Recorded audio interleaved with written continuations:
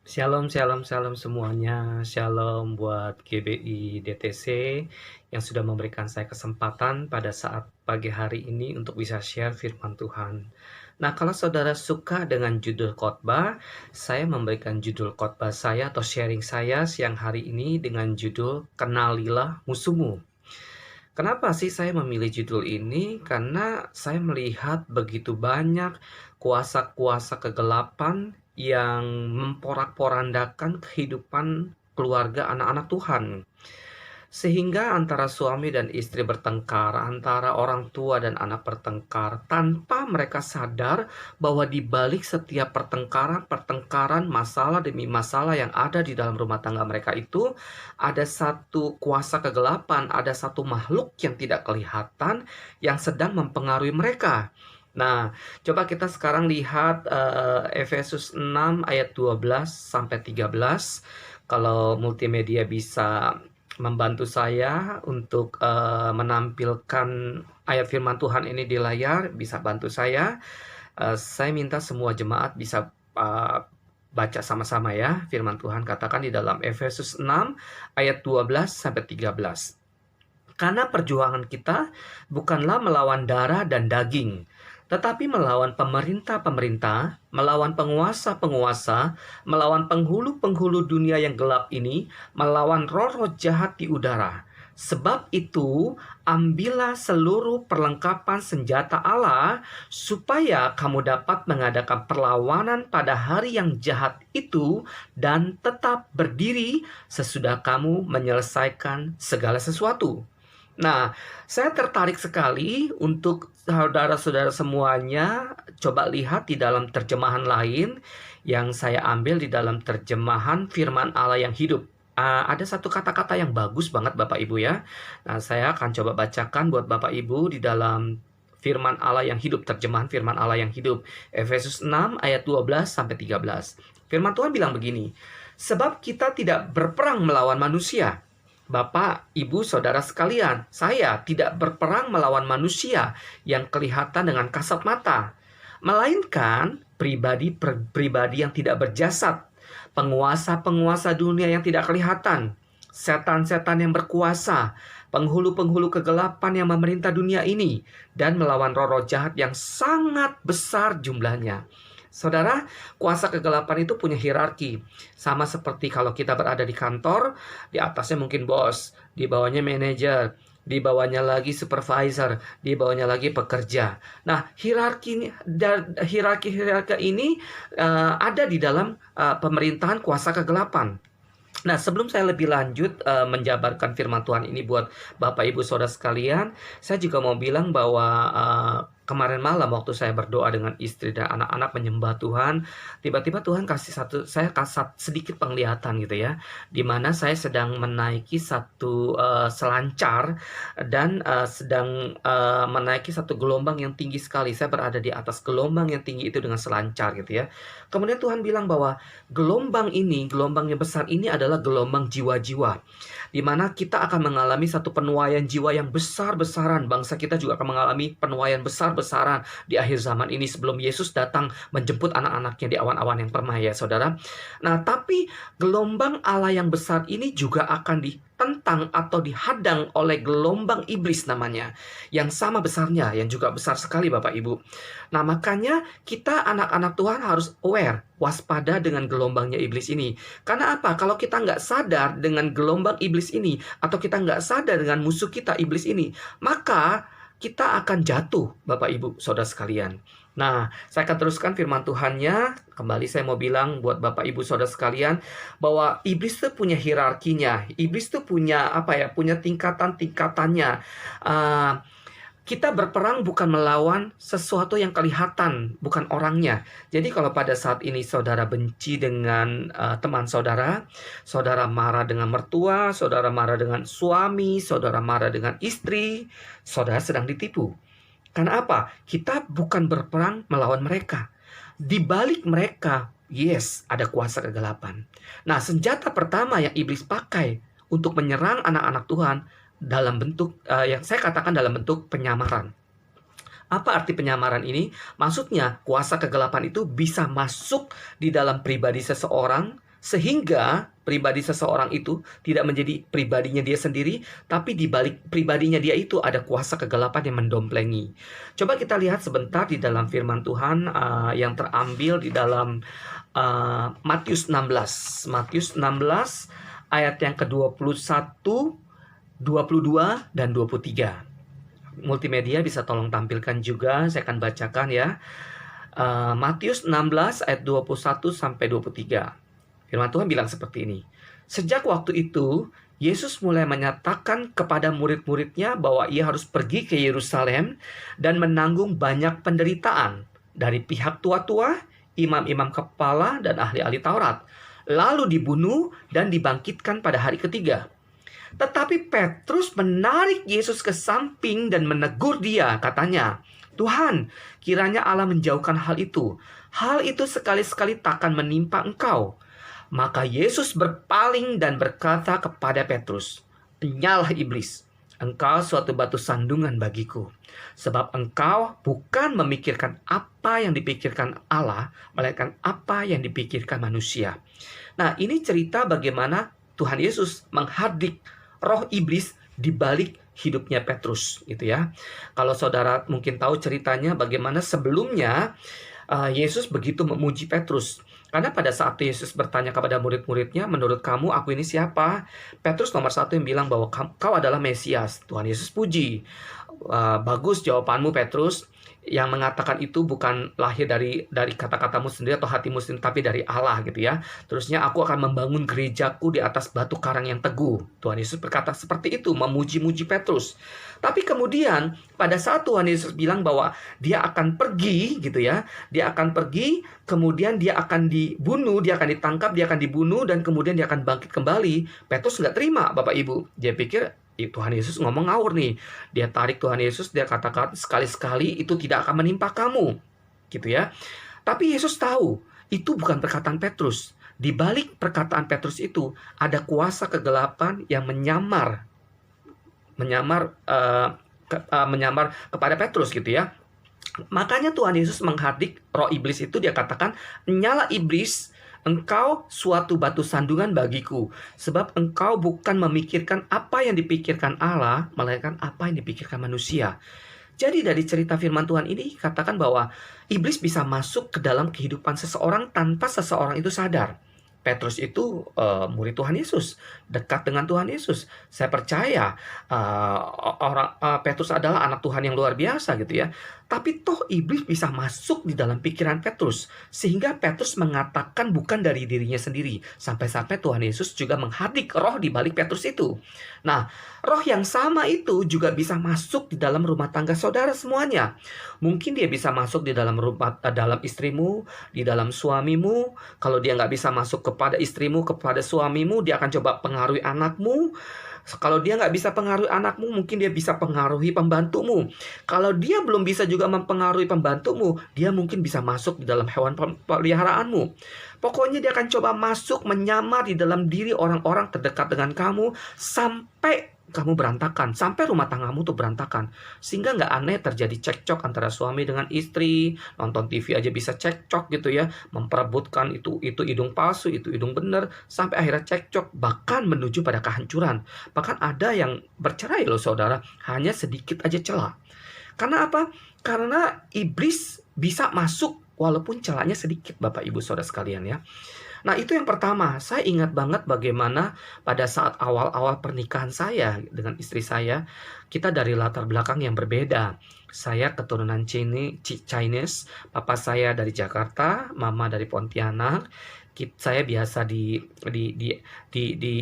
diasuh, punya satu kebiasaan yang diajarkan oleh orang tua saya dengan ajaran yang berbeda atau kebiasaan yang berbeda yang istri saya alami, gitu ya. Istri saya kelahiran dari Pontianak. Nah, saudara tahu nggak kalau misalkan saya biasanya dari dulu, dari kecil sampai tua begini, gitu ya. Kalau sikat gigi itu nih, sikat gigi, gitu ya. Saya akan pencet odolnya, kemudian saya akan taruh di paling ujung, kemudian saya pencet dengan kuat sampai odolnya itu ke bawah, gitu. Jadi tebal banget odolnya. Kemudian setelah itu saya sikat gigi. Hasilnya apa? Itu semuanya odol-odol yang saya pakai tuh berantakan, jatuh, gitu ya. Nah, Nah, berbeda sekali dengan istri saya. Kalau istri saya kalau mau sikat gigi, dia akan ambil sikat giginya, odolnya dia pencet sedikit, dia taruh paling ujung, kemudian dia taruh odolnya, dia pakai jarinya, dia oleskan tipis-tipis sampai ke ujung sikat gigi ini, kemudian dia sikat. Sehingga hasil tidak ada yang jatuh. Nah, perbedaan seperti itu aja, saudara, bisa menyebabkan kita tuh bertengkar. Saya ingat banget bagaimana, istri saya punya kebiasaan menggoreng telur itu menggunakan kecap, asin. Beda dengan saya. Kalau saya dari kecil kalau makan telur ceplok atau telur goreng itu menggunakan garam, gitu ya. Jadilah kami menikah gitu ya, pada saat kita sedang mau makan telur, istri goreng telur, dia siapkan, dia hidangkan kepada saya, waktu saya makan, ini kok nggak terasa garamnya gitu ya. Saya marah sekali, saya bilang, "Kamu bagaimana sih goreng telur kok nggak pakai garam?" Gitu ya.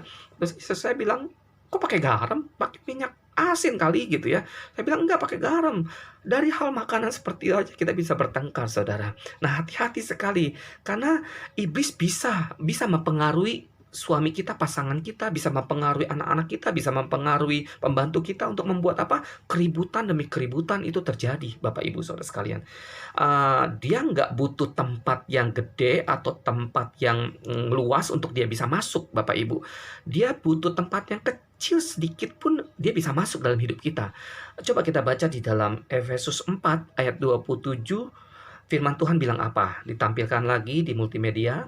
Firman Tuhan bilang seperti ini, "Dan janganlah beri kesempatan kepada iblis." Di dalam terjemahan The Message, saya akan coba terjemahkan lagi di dalam bahasa Indonesia. Efesus 4 ayat 27 katakan seperti ini, "Dan janganlah beri kepada iblis tempat untuk berpijak." Maksudnya, jangan pernah berikan di dalam hidupmu atau di dalam keluargamu atau di dalam pikiranmu tempat buat iblis berpijak walaupun hanya sedikit. Karena walaupun cuma sedikit seperti itu, iblis bisa masuk dengan ganasnya dan porak-porandakan hidupmu. Saya ingat bagaimana ada seorang bapak yang memiliki burung-burung yang bagus banget, burung mahal. Dia menempatkan burung itu di satu sangkar yang jerujinya kecil gitu, saudara ya. Karena dia mau pastikan bahwa tidak ada satupun binatang dapat mengganggu burung mahalnya ini gitu ya. Kemudian dia taruh burung mahalnya ini di depan rumahnya, digantungkan. Dan betapa kagetnya dia, Bapak Ibu. Pada keesok harinya, pada saat dia lihat burungnya di dalam sangkar dengan jeruji yang kecil itu, dia dapati bukan burungnya, tapi seekor ular kobra. Wow, dia kaget sekali pada saat itu. Kemudian dia cari-cari terus, burungnya nggak ada. Yang ada hanya ular kobra yang nggak bisa keluar. Ternyata usut demi usut, saudara, ular kobra ini bisa masuk di dalam sangkar dengan jeruji yang kecil itu. Karena seekor ular itu punya kemampuan untuk memimpikan dia punya kepala. Jadi kepalanya yang tadi besar seperti ini, dia bisa pipikan demikian pipi kecil sekali, tipis sekali, sampai jeruji sangkar burung yang tipis sekalipun dia bisa masuk. Pada saat dia bisa masuk, dia telan itu burung, kemudian waktu dia mau keluar, dia nggak bisa keluar lagi. Karena burungnya masih ada di perutnya, dia nggak bisa keluar gitu ya. Akhirnya dia tertangkap di dalam sangkar itu, ular ini. Nah, ular ini adalah gambaran daripada kuasa kegelapan. Maksud saya, dia bisa masuk di dalam kehidupan kita kalau kita memberikan tempat bagi dia untuk meletakkan jarinya walaupun cuma sedikit. Jadi Bapak Ibu Saudara sekalian, perhatikan baik-baik. Iblis bisa menggunakan senjatanya, yang pertama itu penyamaran, bisa masuk dalam rumah tanggamu. Nah, ada senjata iblis yang kedua yang saya mau bagikan juga buat Bapak Ibu Saudara sekalian, yang namanya adalah distraction. Distraction ini pengalihan. Maksudnya seperti ini, iblis coba mengelontarkan senjatanya yang bernama distraction ini supaya saudara bisa, pandangan saudara, pikiran saudara bisa beralih pada hal yang lain. Contohnya siang hari ini, pada saat firman Tuhan saya sampaikan, mungkin saudara semuanya dengar gitu ya, di rumah masing-masing. Tapi mungkin iblis coba melontarkan senjata distraction-nya ini dengan cara saudara dialihkan, supaya saudara nggak fokus dengan firman, supaya saudara nggak dengar firman Tuhan. Bentuk-bentuknya macam-macam, saya nggak tahu. Mungkin anakmu akan mondar-mandir, mungkin internetnya akan terganggu, mungkin signal akan terganggu, mungkin saudara sambil masak, terus masakan saudara hampir hangus, saudara saudara buru-buru keluar dari tempat di mana saudara duduk mendengarkan firman Tuhan, saudara ke dapur. Ini pun gangguan-gangguan, ini pun pengalihan yang menyebabkan saudara nggak fokus dengan firman Tuhan. Nah, di dalam firman Tuhan juga ada. Yuk kita lihat di dalam Kisah Para Rasul 16, ayat 16 dan 18. Bagaimana ada seorang tokoh yang bernama Paulus dan Silas. Iblis coba alihkan pandangannya gitu ya. Supaya apa? Supaya dia bisa membuka celah. Yuk kita baca aja ya. Kisah Para Rasul 16, ayat 16 sampai 18. Firman Tuhan bilang seperti ini. Pada suatu kali, ketika kami pergi ke tempat sembahyang itu, kami bertemu dengan seorang hamba perempuan yang mempunyai roh tenung. Dengan tenungan-tenungannya, tuan-tuannya memperoleh penghasilan besar. Ia mengikuti Paulus dan kami dari belakang sambil berseru katanya, "Orang-orang ini adalah hamba Allah yang maha tinggi. Mereka memberitakan kepadamu jalan kepada keselamatan." Hal ini dilakukan beberapa hari lamanya oleh perempuan tukang tenung ini. Tetapi ketika Paulus tidak tahan lagi akan gangguan ini, ia berpaling dan berkata kepada roh itu, "Demi nama Tuhan Yesus, aku menyuruh engkau keluar dari perempuan ini." Seketika itu juga keluarlah roh itu. Ini cerita bagaimana ada seorang perempuan yang memiliki roh tenung, yang dikuasai oleh kegelapan, yang coba memuji-muji Petrus. Mungkin kalau secara manusia, saudara dipuji-puji, saudara akan senang ya, suka gitu ya. Bahkan kalau bisa lebih banyak lagi pujian, lebih sedap lagi gitu ya. Tapi Petrus ngerti banget saudara. Pada saat roh tenung ini, perempuan yang memiliki roh tenung ini memuji-muji dia. Di balik itu semuanya ada kuasa kegelapan yang mau masuk, saudara. Saya juga mau kasih tahu saudara bahwa iblis bisa masuk pada saat saudara membuka celah. Ada beberapa pintu di mana iblis bisa masuk ya. Yang pertama yang saya bisa sampaikan kepada saudara adalah kesombongan. Kalau saudara masih punya kesombongan, iblis dengan gampang bisa masuk dalam hidupmu. Yang kedua adalah okultisme. Kalau saudara masih menyembah berhala, menjadikan sesuatu lebih daripada Allah, itu juga penyembahan berhala atau okultisme, iblis dengan gampang bisa masuk dalam hidupmu. Yang ketiga adalah kepahitan atau tidak mengampuni.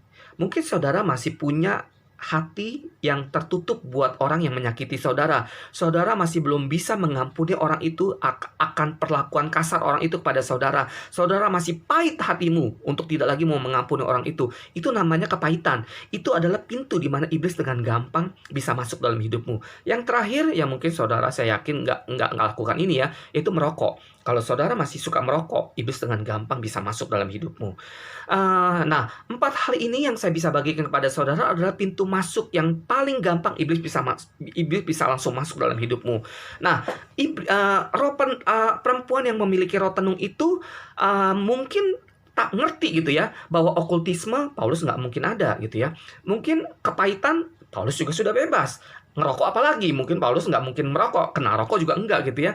Tapi mungkin dia bisa lontarkan senjatanya yaitu kesombongan. Dia lihat kalau dipuji-puji nih mungkin Paulus bisa kebuka nih, ada roh kesombongannya. Makanya dia coba puji-puji Paulus gitu ya. Sepanjang jalan Paulus diikuti, dia katakan bahwa engkau adalah hamba Tuhan yang luar biasa, yang maha tinggi, engkau adalah diurapi. Terus-terusan berulang-ulang dilakukan seperti ini. Nah, saudara perhatikan Paulus mengerti sekali. Di balik pujian ini ada iblis yang sedang mendistrak dia, yang sedang mengalihkan dia untuk apa? Untuk mau membuka celahnya agar roh kesombongan itu masuk. Makanya dengan kesadaran seperti ini, Paulus mengatakan kepada roh jahat itu, "Demi nama Yesus, aku menyuruh engkau keluar." Saudara, saya mau bilang buat Bapak Ibu Saudara sekalian, iblis yang sama yang sedang mempengaruhi Paulus itu juga iblis yang sama yang bisa masuk dalam hidupmu dan mempengaruhi pikiranmu. Bagaimana mungkin pada saat ini saudara dipengaruhi oleh iblis dengan iblis menyodorkan fakta-fakta. Mungkin iblis menyodorkan fakta-fakta, kondisi COVID-19 ini, resesi ekonomi seperti ini, bagaimana dengan hidupmu? Bagaimana dengan pekerjaanmu? Sebentar lagi kamu akan di-PHK, pendapatan kamu berkurang. Bagaimana kamu bisa membiayai kehidupan rumah tanggamu? Bagaimana bayaran anak-anakmu? Bagaimana dengan penyakitmu yang sampai saat ini kamu doa kok nggak sembuh-sembuh juga? kamu jangan percaya lagi sama Tuhan. Sehingga iblis mendistrak kita punya pikiran untuk kita tidak melihat janji-janjinya Tuhan, untuk kita tidak lagi melihat dengan kebaikannya Tuhan, untuk kita tidak lagi percaya dengan mujizatnya Tuhan, tapi kita dialihkan untuk kita melihat fakta bahwa penyakit kita tidak akan mungkin sembuh. Masalah kita tidak akan mungkin selesai. Rumah tangga kita yang akan berantakan sebentar lagi tidak akan selesai. Perceraian akan terjadi. Mungkin seperti itu, saudara. Sadar, saudara, bahwa itu adalah senjata iblis yang kedua, distraction, yang menyebabkan kamu dialihkan untuk melihat fakta, saudara. Supaya apa? Supaya kita tidak lagi bisa melihat janji-janji Tuhan. Saya ingat banget bagaimana iblis mendistrak hidup saya untuk saya melihat dan fokus pada masalah hutang saya. Beberapa puluh tahun yang lalu, 10 tahun atau 12 tahun yang lalu, saya punya hutang yang banyak sekali, Bapak Ibu Saudara sekalian, miliaran. Karena saya punya toko bangkrut, saya dulu punya toko banyak, lumayan banyak, itu 14 toko gitu ya. Pada saat bangkrut saya meninggalkan hutang yang begitu banyak. Akhirnya saya harus menjual semua aset-aset saya. Rumah saya harus jual, mobil saya harus jual, toko saya harus jual, semua perhiasan-perhiasan saya harus jual.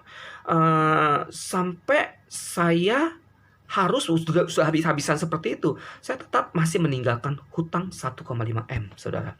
Saudara tahu, saya memakai begitu banyak kartu kredit. Bahkan saya memakai kartu kredit istri saya memakai kartu kredit mertua saya punya pinjaman tanpa anggunan, dan jumlahnya itu banyak banget, sampai 22 buah. Itu menyebabkan saya begitu takut setiap malam. Kalau saya mau tidur, saya nggak bisa tidur, Bapak Ibu. Depresi melanda hidup saya. Iblis coba mengarahkan hati saya, pikiran saya dengan masalah hutang ini. Dia selalu intimidasi saya dengan mengatakan bahwa kamu nggak mungkin bisa lepas daripada hutang kamu. Besok kamu akan diteror dengan penagih-penagih hutang. Besok kamu akan didatangi dengan debt kolektor. Besok orang-orang debt kolektor akan teriak-teriak di depan rumah kamu. Begitu banyak tekanan-tekanan yang menekan pikiran saya, yang menyebabkan saya begitu ketakutan dan tidak bisa tidur. Kalau pagi, saudara, saya nggak bisa bangun, saya nggak mau bangun pagi. Seolah-olah saya mau bilang gini, aduh kalau bisa nih jangan pagi-pagi deh, nggak apa-apa deh, saya tidur aja di sini terus. Karena setiap kali saya bangun pagi, saya akan berhadapan dengan telepon-telepon dari debt collector. Belum lagi semua intimidasi yang menimpa saya. Itu menyebabkan saya begitu ketakutan, saya begitu banyak keringat, karena keringat saya tuh besar-besar banget. Karena apa? Depresi, saudara. Iblis coba menggiring saya punya pikiran untuk saya fokus dengan masalah saya. Dia mau bilang bahwa kamu akan dikejar-kejar debt collector, bahwa kamu tidak akan mungkin bisa lepas, gitu ya. Faktanya ya, seperti itu faktanya, Bapak Ibu Saudara sekalian. Karena apa? Saya nggak bisa berbuat apa-apa. Ditimpa lagi dengan satu masalah. Saya jatuh dari motor, kemudian kaki saya patah. Dan itu menyebabkan saya begitu kecewa banget, karena nggak ada orang lain juga yang bisa membantu saya. Saudara bisa lihat, saya punya masalah satu belum kelar, masalah kedua tertimpa lagi. Memang seperti itu kadang-kadang, saudara. Masalah demi masalah menimpa kita. Kadang-kadang pada saat kita sedang menghadapi masalah, sepertinya pintu-pintu itu tertutup. Memang seperti itu. Karena apa? Karena Tuhan izinkan supaya itu terjadi, supaya kita punya hati hanya terarah kepada Tuhan, kita punya hati hanya melihat Tuhan, tidak lagi melihat masalah dan fakta. Pada saat Tuhan berbicara di dalam hati saya, dia katakan bahwa Yudi, ayo jangan fokus dengan masalahmu, jangan fokus dengan apa yang kamu lihat dan kamu alami, tapi fokus pada aku, fokus pada janji-janji yang aku berikan buat kamu, bahwa aku tidak pernah membiarkan kamu, bahwa aku tidak pernah mengabaikan kamu, bahwa aku tidak akan pernah membiarkan kamu jalan sendiri, menanggung semuanya tekanan itu sendiri. Aku Tuhan kamu, aku Bapak kamu. Pada saat itu Tuhan bilang, ayo putuskan Yudi, bangun pagi-pagi. Saya bangun pagi-pagi dengan istri saya. Setiap hari saya bangun jam 4 pagi, saya berlutut di hadapan Tuhan, saya sembah Tuhan, saya nyanyi, saya berlinang air mata, saya bilang, saya serahkan Tuhan setiap masalah ini ke dalam tangan-Mu. Saya mau percaya dengan janji-janji-Mu. Saya tidak lagi mau percaya dengan apa yang iblis sodorkan, apa yang iblis distrak pikiran saya. Saya mau melihat bahwa Engkau baik, Engkau akan menyelesaikan setiap masalah saya. Setiap hari, saudara. Pada saat saya keluar dari doa saya, bukan masalah saya langsung beres, tidak, saudara. Tapi ada kekuatan di dalam hidup saya yang saya tahu itu kekuatan Tuhan yang menyebabkan saya jadi lebih kuat gitu, saudara, untuk menghadapi sesuatu yang real yang akan saya hadapi gitu ya. Ada kekuatan di dalam batin saya yang saya tahu itu dari Tuhan yang menyebabkan saya mampu menanggung itu semuanya. Nah, pada saat kekuatan yang dari dalam itu, yang dari Tuhan itu ada di dalam hati saya, itu menyebabkan menyebabkan iman saya semakin lama semakin naik. Nah, pada saat iman saya semakin lama semakin naik, mujizat baru terjadi, saudara. Begitu banyak mujizat yang saya alami, begitu banyak yang saya nggak bisa ceritakan satu demi satu, tapi saya bisa lihat bagaimana pertolongan Tuhan itu luar biasa. Bagaimana kalau kita fokus pada janji-janji Allah, bagaimana pada saat kita sadar dengan distraknya iblis, maka kita coba mengarahkan kita punya pikiran dan menghampiri Tuhan di dalam doa, mujizat akan terjadi, Bapak Ibu Saudara sekalian. Saya nggak tahu apa yang sedang terjadi dalam hidup saudara semuanya, jemaat GBI DTC. Tapi saya mau bilang kalau Tuhan yang saya sembah bisa melepaskan saya dari hutang yang begitu banyak, yang rasanya mustahil saya bisa lunaskan saat itu, saudara. Itu Allah yang saudara juga sembah pada saat siang hari ini. Allah yang sama yang bisa membuat rumah tanggamu kembali baik. Allah yang sama yang bisa menyebabkan penyakitmu yang bertahun-tahun mungkin kamu gumuli tidak sembuh-sembuh, tapi hari ini bisa sembuh, saudara, karena saudara punya Tuhan yang sama. Saudara percaya bahkan janjinya bahwa Tuhan tidak akan pernah mengabaikan saudara. Tuhan tidak pernah membiarkan saudara. Yang Tuhan mau saat ini adalah yuk fokus kepada janji Tuhan. Yuk berikan hatimu sama Tuhan, bergantung sama Tuhan, sepenuhnya sama Tuhan. Yuk arahkan tanganmu sama Tuhan. Saya selesai berbicara. Saya percaya Roh Kudus Kau jamah setiap anak-anakmu, jemaat GBI DTC pada saat siang hari ini. Saya nggak tahu apa yang menjadi masalah mereka, tapi Engkau tahu, Roh Kudus. Jamah mereka ya Tuhan. Mungkin mereka sedang dalam kondisi berputus asa, punya beban berat, mungkin ada pergumulan rumah tangga, mungkin di ujung perceraian Tuhan, mungkin ekonomi mereka sedang sangat lesu ya Tuhan.